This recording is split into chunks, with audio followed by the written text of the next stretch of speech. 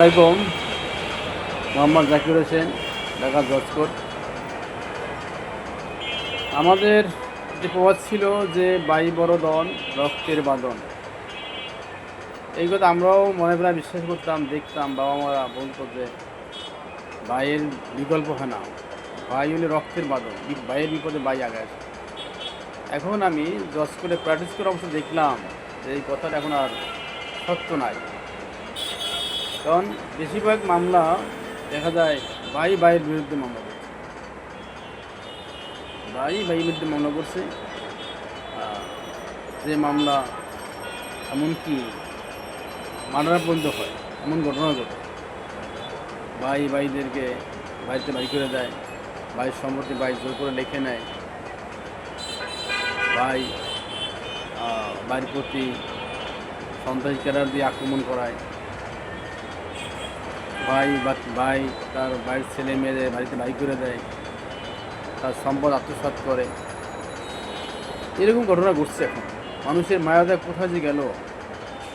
এখন আইনের পেশায় এসে দেখতেছি যে ভাই প্রতি ভাইরা কি হয়ে গেছে। আগে এক ভাইরে একবার না দেখলে ভালো লাগতো না, ভাইয়ের জন্য ভাই অনেক করতো, ভাই পরিশ্রম করে ভাইকে লেখাপড়া করাইতো, বড় ভাই ছোটো ভাইকে, ছোটো ভাই বড় ভাইকে স্নেহ শ্রদ্ধা করতো। এখন সেটা নাই।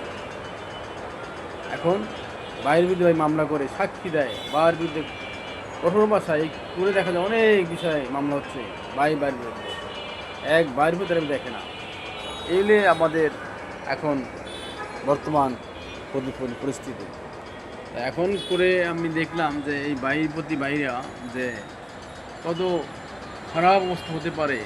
এই কোর্টের কাজে আসে, কোর্টের আইন পেশায় প্র্যাকটিস করতে এসে দেখলাম যে ভাইয়ের প্রতি ভাইরা কীরকম বিদ্রুপ আচরণ করে। এমনকি হত্যা মামলা বন্ধ হয়ে থাকে ভাইয়ের বিরুদ্ধে। ভাই বা করে হত্যা ভাই করে নাই জানে, তারপর অন্যজন হত্যা হয়েছে, এখানে সে ভাইয়ের নাম ঢুকিয়ে দিচ্ছে। এই যে অবস্থা, বাইকে বাড়িঘর বিক্রি করে বাইকে একদম বিদা ছাড়া করে দিয়েছে। আমাদের উচিত হবে এখনও আমরা বাইরের প্রতি শ্রদ্ধা স্নেহ বাড়াই দেয়। কারণ আমরা রোজা নামাজ করতেছি, ইসলাম প্রচার করতেছি, ইসলামী কথা শুনতেছি, ওয়াজ নয় শুনতেছি, অথচ আমরা আপন পর চিনতেছি না। আপনের হক নষ্ট করলে বেচতে যেতে পারবো না আমরা জানি, অথচ আমরা সেই আপন ভাইয়ের হকই নষ্ট করতেছি। এমন না হয়, এমন না করি, এ বিষয়ে আমরা সবাই সতর্ক হই, খেয়াল করি। কারণ মানুষ দুনিয়াটা দুদিনের জন্য, এই দুনিয়া ছেড়ে একদিন আমাদের সবাই ছেড়ে যেতে হবে, কিছুই থাকবে না। তারপরও আমরা এর মধ্যেই আমরা এত কিছু করতেছি।